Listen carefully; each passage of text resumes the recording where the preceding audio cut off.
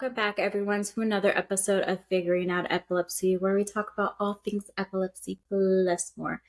Today's episode is going to be the first episode of 2024, so I thought it would be really fun if we did a Q&A. I do Q&As on my Instagram every so often, but they're limited to like a minute and a half.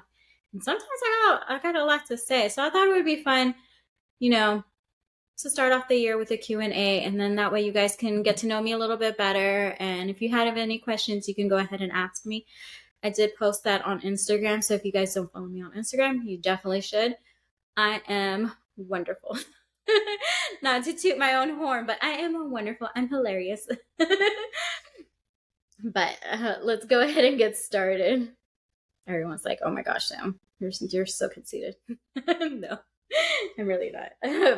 But what are you looking forward to in 2024? So what I am looking most forward to in 2024 is welcoming a baby into our family. One of my cousins is expecting, and I absolutely adore children. I love kids. And I actually wanted to have more kids. I wanted to have 4 children. I wanted 2 boys and 2 girls, but things didn't work out that way. I had a miscarriage at the end of 2015, and then I got divorced in 2016. So I haven't been able to have another child. I do have one 13-year-old going on 14 who is my mini me, a taller version of me. She's my baby. So when you're on Instagram and you see my post and I'm referring to baby girl, just know it's a teenager. She's not really a baby, but yeah, because I love children and I wasn't able to have more, I honestly don't even know if I'm going to be able to have more, to be quite honest. I have a few health things going on, so we'll see what the doctor says. But because I love children and I have a huge family already. My mom is one of 12 kids. My dad is one of 5. So I have a bunch of cousins, and my cousins are having babies. So I kind of live through my cousins and all the babies that they're having. And my cousin that's expecting, it's going to be her first baby, and it's going to be a little boy. I'm so excited to welcome him. I claim the favorite aunt for all my nieces and nephews. I don't care what people say. I claim that title. I am the favorite aunt. I will spoil the heck out of you. So I think I'm looking forward to that the most. It's just welcoming my cousin's little baby boy. I'm so excited. I hope she doesn't mind that I'm telling people. I'm sorry. Like, if you're mad at me, I'm so sorry. But that's what I'm looking forward to. I'm looking forward to welcoming my little nephew into the world and yeah, and spoiling him. Besides that, I mean, I'm always looking forward to something. Yeah, I got a lot of plans for 2024. And I'm excited to see how everything plays out and just see how I'm able to achieve all my goals and stuff. So, but I think definitely my nephew. I'm looking forward to my nephew the most. I can't wait. I will babysit anytime, girl. Anytime. You just let Tia Sam know. I'll babysit. Next question. Let's see. What are your goals for next year? My goals for next year, I don't want to say too much because I have quite a few things up my sleeve, and I don't want to spoil anything, but you'll definitely find out if you follow me on Instagram and other social media. So definitely follow me. One thing I would love to do like thinking about it. One thing I would absolutely love to do for the epilepsy community is just throw like a massive party, you know, just get everyone together and throw a massive party and just be able to interact with one another. That's one thing I would love to do. I don't know if it's necessarily a goal for 2024, but it is a goal of mine to throw a massive party for everyone. So we'll see. We'll see how that all works out. That'd be so cool if we could get a bunch of people together and just throw a party and just have fun. We'll see. It'll have to be a day party because us people with epilepsy, we don't stay out all night like that. But yeah, that's one thing I would love to do. It's a goal. It's a life goal. Not necessarily a 2024 goal, but that would be great. Let's see. Next question. Why are you single? I always get this question. And if I'm talking to anyone, people really want to see me in a relationship. Why am I single? I don't know. Nobody wants to date me. I don't know. How do you answer that question? I don't know.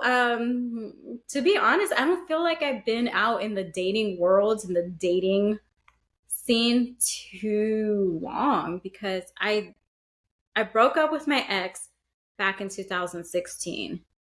And all this time, I've been focusing on my daughter, making sure she's good, making sure I'm good, making sure I heal, we heal. And it wasn't until the end of 2022 when my daughter was like, Mom, I think it's time for you to have a boyfriend. Like, it's okay if you start dating someone. I'll be okay. So she gave me the go to start dating someone back in the end of 2022. So it's only been like a year that I've been out in the dating world. I haven't been out here in this scene that long. So for me, why am I still single? It's only been a year. It's only been a year. But yeah, I don't know. How do you answer a question like that? That's kind of awkward. Like, I don't know. Nobody wants me. Nobody wants me. No. I'm just kidding. Just kidding.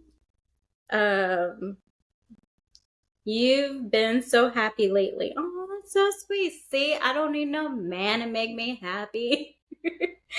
I'm just kidding. No, oh, that's really sweet to say though. Thank you for whoever wrote that. That's so sweet. I am happy actually. I'm very happy. So okay that I'm not seeing anyone.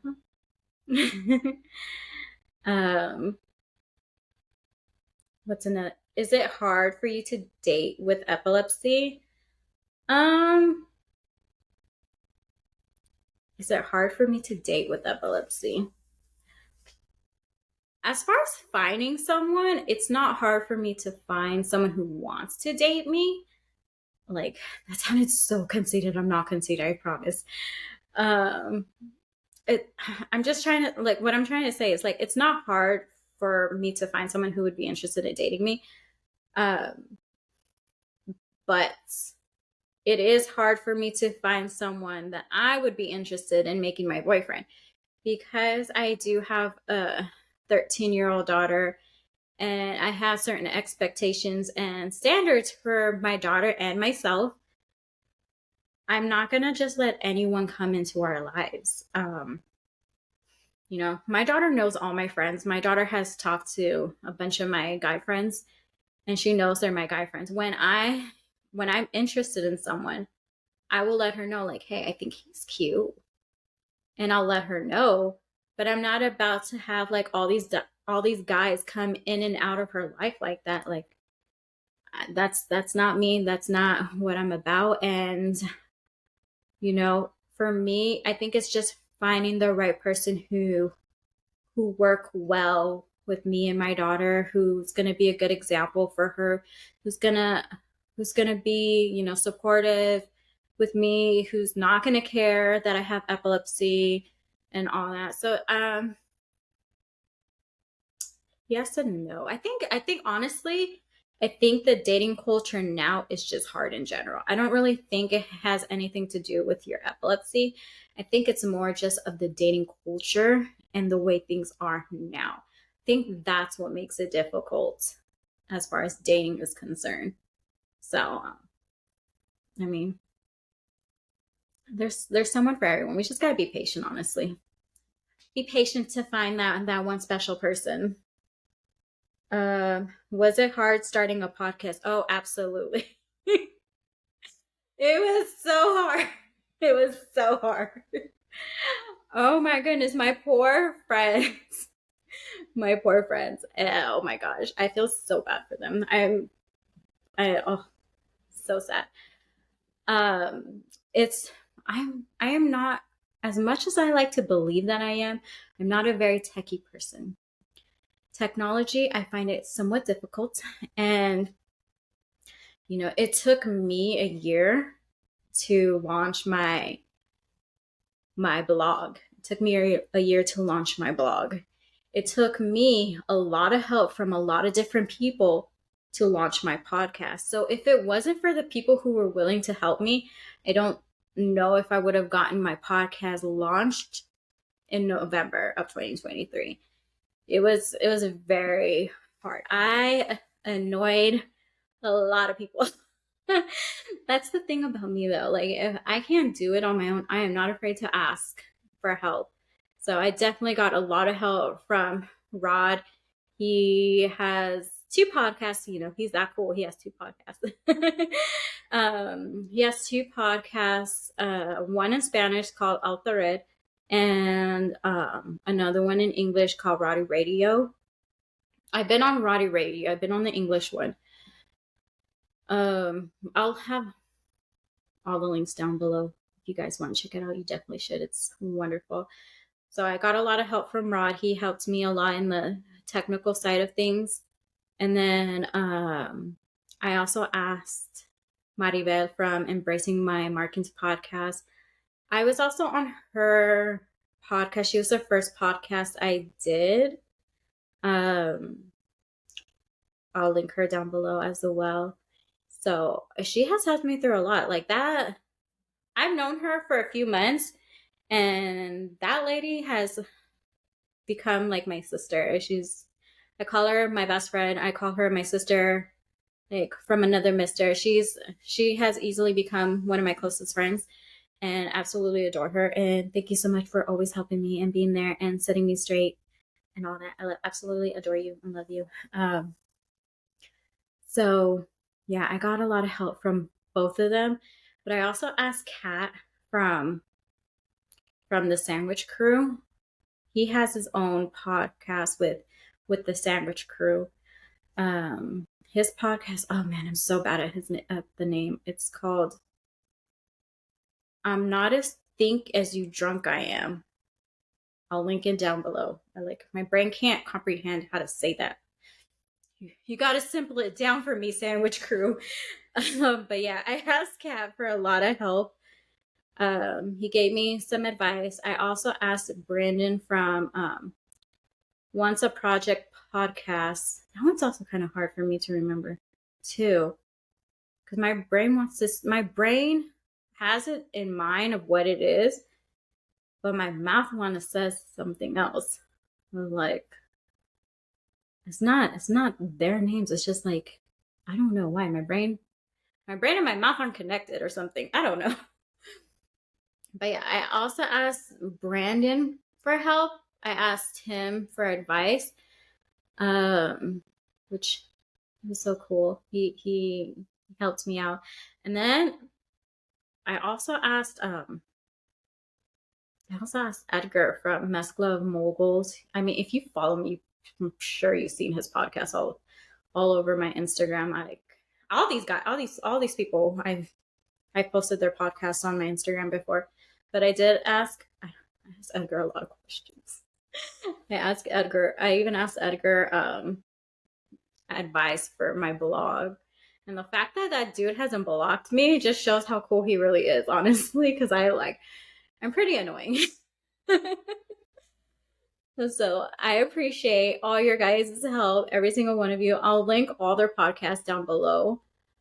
But yeah, I'm so much better when it comes to creativity and being a creative person over technology. And I think really trying to get used to the whole editing aspect of everything, it got me frustrated so many times. But once you figure it out, it's so rewarding. It's, you feel very accomplished. Um, so if me not being technology savvy can do a podcast, anyone can do a podcast. So it's just you just gotta work at it. It's not as easy as everyone thinks. Thought it was gonna be a lot easier, but it's definitely worth it, I think. So let's see. Next question. Does it ever go to your head how popular you are on social media?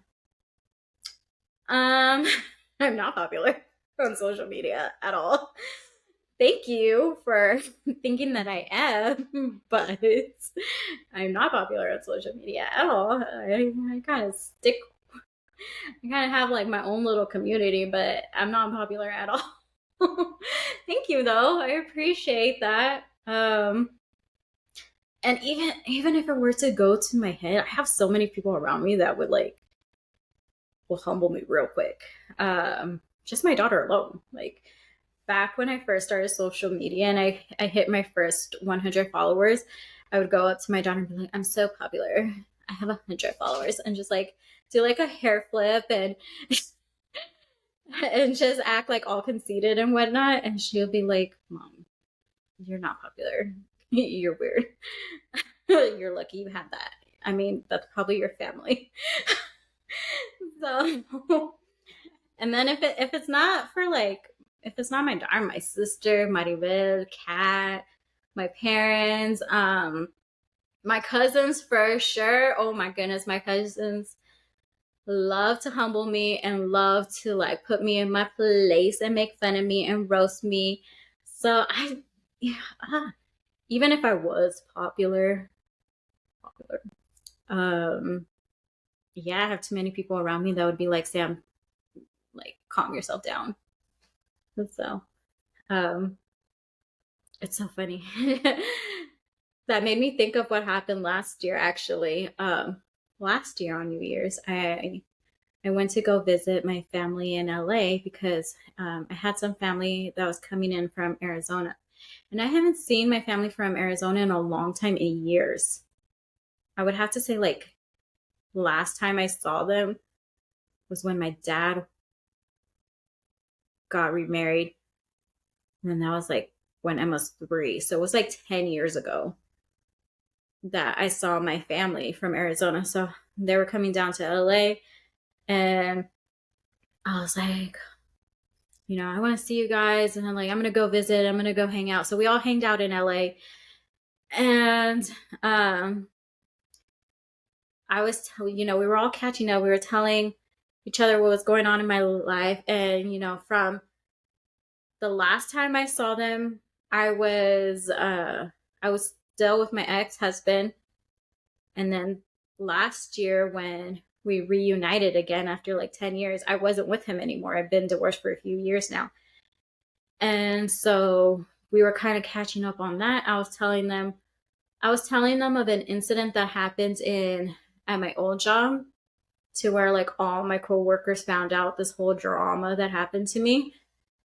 And one of my coworkers was like, I can't believe this happened to you, Sam. Like, you're an American sweetheart. You can't get messed with. And so I made the mistake of telling them that this ex coworker of mine called me America's sweetheart. And the entire night, even like sometimes throughout this year too, they'd be like, not America's sweetheart. Oh my gosh, America's sweetheart. So yeah.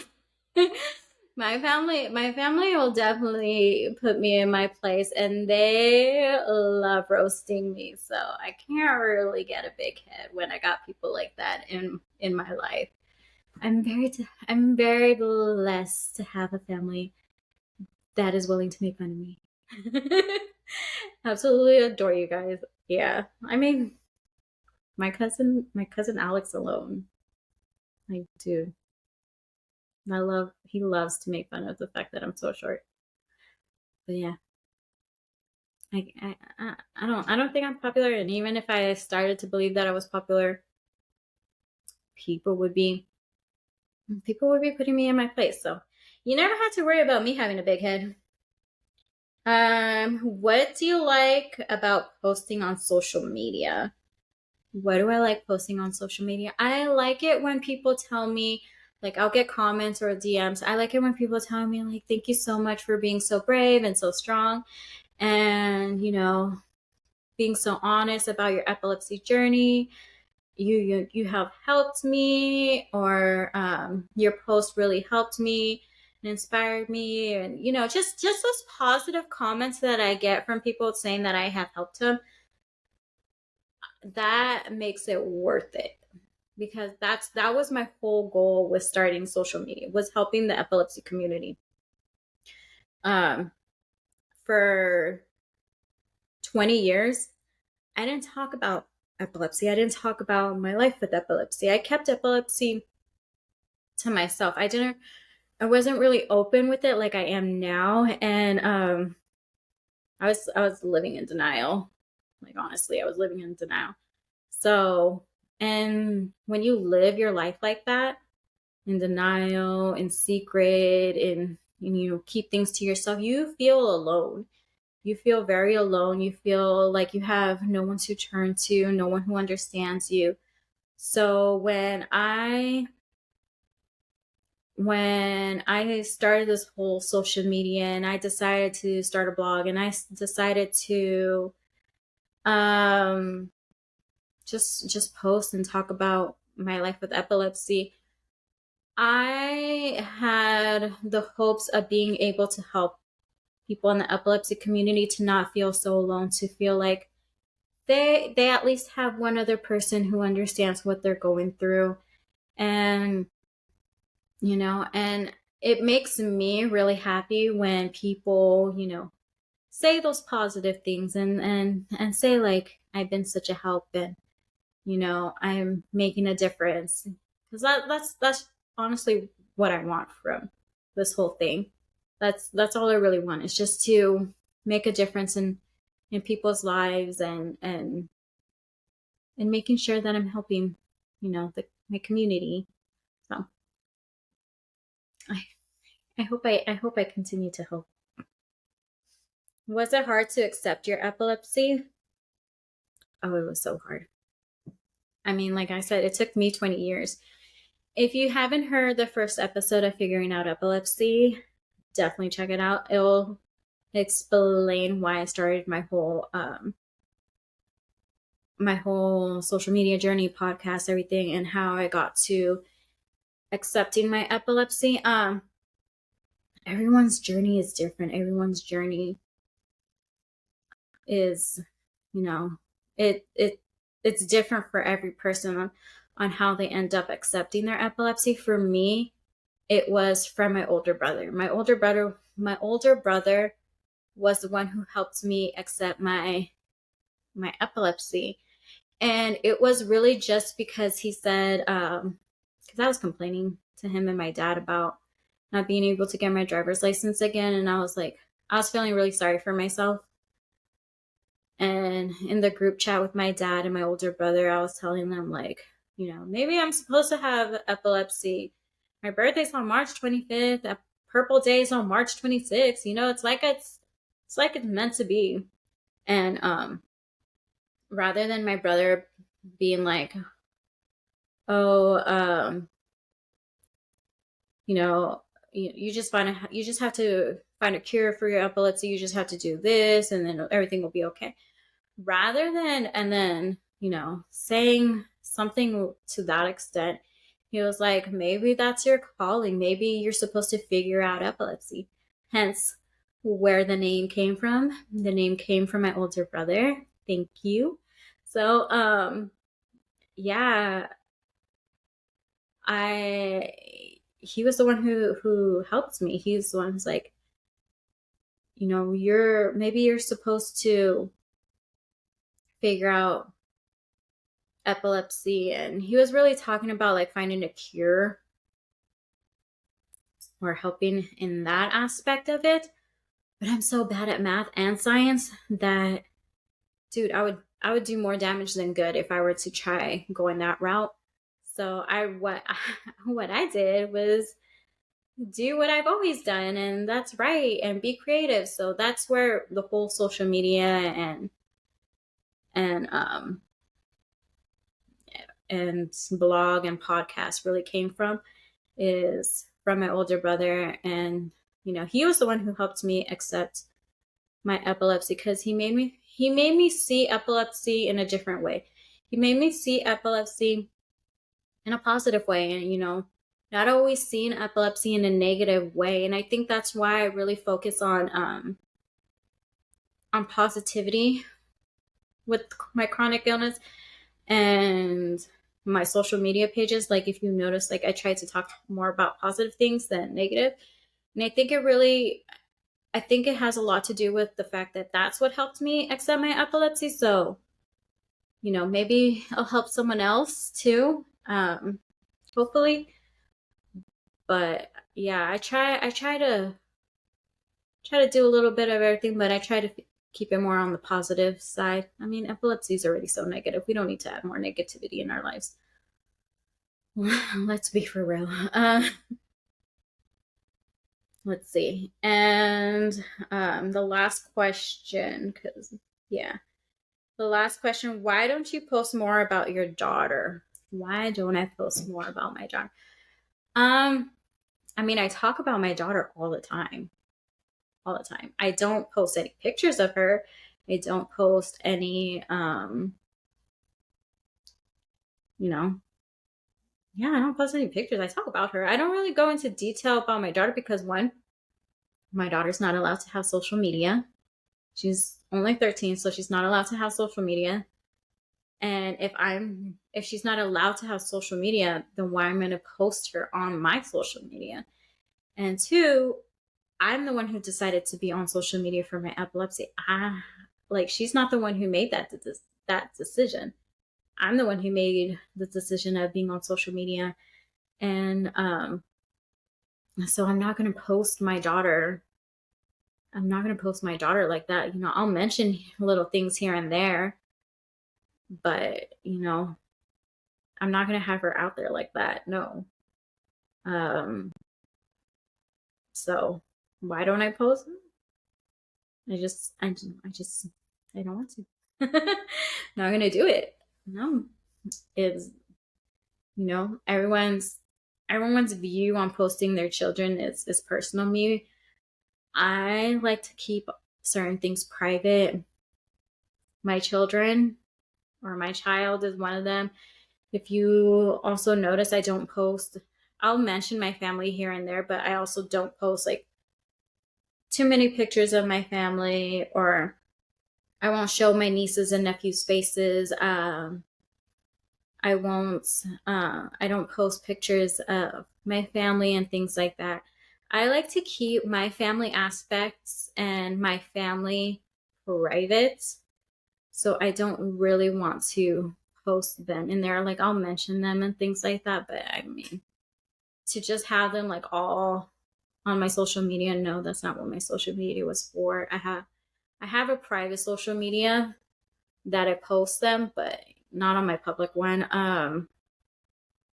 And honestly, I never had a conversation with my family too. I never had a conversation with them about like if they would even be cool with me posting them. I always ask permission, or at least I try to. I always try to ask for permission before I even post my nieces and nephews. And if I even post my family, I don't ever post without their permission, because I don't know if they would be cool with me posting them out in public like that. So, I mean, this was my decision. My this wasn't my family's decision. This wasn't my daughter's decision. So I keep my social media life and my family life separate, and that's how I'm going to continue to do it. So, but that was the last question that I was going to answer. So we're all done for this episode. I hope this little Q&A got everyone to meet me, or not meet me. If you guys are listening, you probably already know. But just to get to know me a little bit better, how I think, how I am.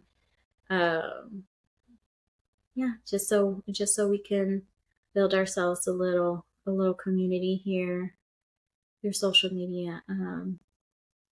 If you ever want to go on the podcast and talk about your epilepsy journey, you are more than welcome to. And it doesn't even have to be the fact that you have epilepsy. You can know someone, if you're a caregiver, if you just experience seeing someone have a seizure, everyone's welcome on my podcast. All you have to do is hit me up on Instagram, because I will answer you more likely than not on Instagram over anywhere else. But thank you guys for making 2023 amazing, and let's make 2024 even better. So I'll see you guys on the next episode.